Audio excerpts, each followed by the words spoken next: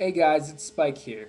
I wanted to make a response to at least a couple of the comments I got and sort of make a series of videos, probably, because I made one video explaining how I became an atheist, but I really think if I get deeper into the topic, I really think that it would help the cause. And this is something I want to do, is kind of get deeper into the topic of how I became an atheist and certain things I found. First of all, let me be clear that I was never intending to bash the Principia. For many people, the Principia is a great school. For many Christian scientists out there, they find their place at the Principia and they're very happy there. There are many people that the Principia has done wonders for mentally, and many people that Christian Science honestly has helped a lot. If you find that Christian Science has worked for you, and that it's working for you, I would recommend the Principia. Even though I'm an atheist, I find that if somebody does want to have faith in Christian Science and grow in their understanding of Christian Science, I would definitely recommend the Principia to you as a place to grow spiritually. But if you're at all skeptical, perhaps it's not the place for you. That's all I'm saying.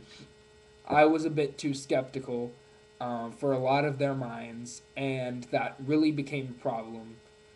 Um, yeah, that honestly became a problem, was a lot of my skepticism. That's all I'm saying, is my experience there was not 100% positive, and I'm going to be honest about it. I'm going to say where I went, because I don't feel like I should have to pay it any extra respect above anything else. I feel it should be exposed for what it is, an imperfect school. And of course, it doesn't claim perfection, but it should be exposed for its negativities along with its positivities, and I'm giving my own personal experience.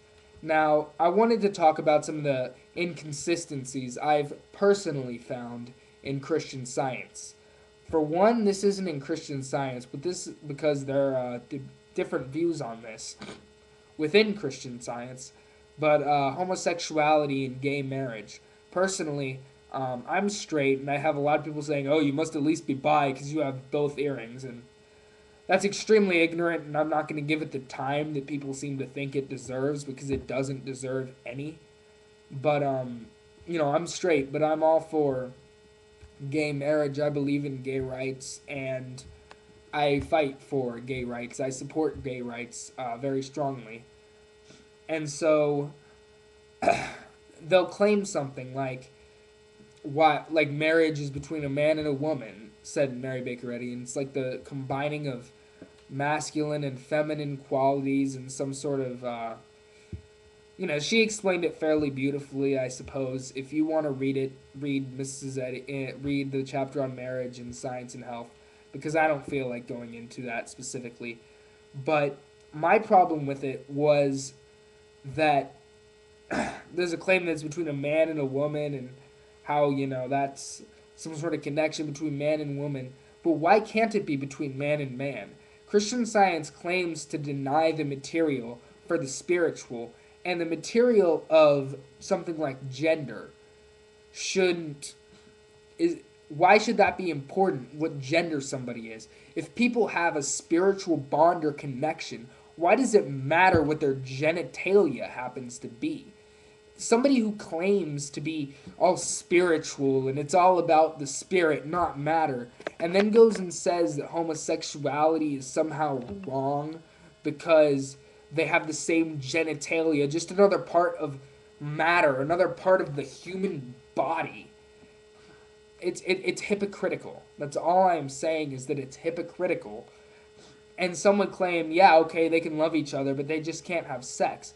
But for some people, sex is more than just making babies. For some people, it's a way of showing in the material world the spiritual connection of love that they feel. So I really don't see anything wrong with sex as a way of expressing love. And that's a whole other thing I could debate. But I think if it's for the right reasons, and that is expressing love, I really don't see the problem with it. So And if you're going to deny somebody the right to have any sort of sexual activity just because they're of the same gender, well, I'm sorry, but you don't have the right to say that or make any judgments about that. It's none of your business, and you have no right to tell them that they're wrong for the way that they express their love. Um, Another inconsistency I found was when it talked about the material and how it's nothing. Yet we spend so much time in Christian Science attempting to fix the material. And someone call it a just a manifestation on the body or in matter of what spirit is. But I haven't found that. I found that people just are overly focused on their darn bodies that they give it so much time as to attempt to pray to God to try to fix it, or try to fix it by knowing that it's, that they're a spiritual reflection of God. But why should it be need to reflect in the material that they're a spiritual, child of God? I don't see how that has anything to do with the material. Also, I've found that many of the healings that are claimed would have happened anyway. Perhaps positive thinking may have helped it move along quicker, but the healings I've seen in Christian Science are things that happen to normal people in everyday life. The only difference is Christian scientists attempt to find these things and attribute it to God.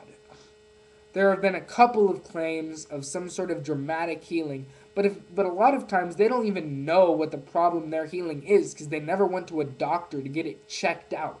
A lot of times something will freak us out and it will be nothing, and it would medically be almost nothing. And not knowing, ignorance isn't going to help that.